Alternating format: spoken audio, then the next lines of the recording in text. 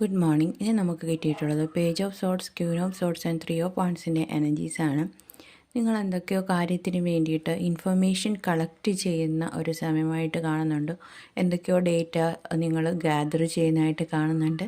അതിനെപ്പറ്റി വളരെ അധികം ചിന്തിക്കുന്നതായിട്ട് കാണുന്നുണ്ട്. പിന്നീട് നിങ്ങളതിനെ പറ്റിയിട്ട് ഇൻഫർമേഷൻ കളക്ട് ചെയ്തതിന് ശേഷം വളരെയധികം ഗൗരവത്തോടെ ചിന്തിക്കുന്നുണ്ട്. അതിന് വേണ്ടിയിട്ട് ആക്ഷൻ എടുക്കുന്നുണ്ട്. ഇത് കൂടുതൽ പേർക്കും ഒരു വിദേശ യാത്രയായിരിക്കും, അല്ലെങ്കിൽ ഒരു ലോങ് ഡിസ്റ്റൻസ് റിലേഷൻഷിപ്പിനെ പറ്റി നിങ്ങൾ ചിന്തിക്കുന്നതായിരിക്കും.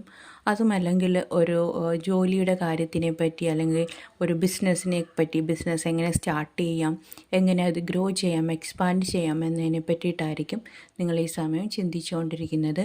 ഇങ്ങനെ നിങ്ങൾ റാഷണലായിട്ട് ഇൻഫർമേഷൻ കളക്ട് ചെയ്ത് അതിനെപ്പറ്റി ആലോചിച്ച് ചിന്തിച്ച് ഒരു തീരുമാനം എടുക്കുമ്പോൾ അത് നിങ്ങൾക്ക് സക്സസ്സിലേക്ക് എത്തിക്കുമെന്നാണ് ഡിവൈൻ പറയുന്നത്.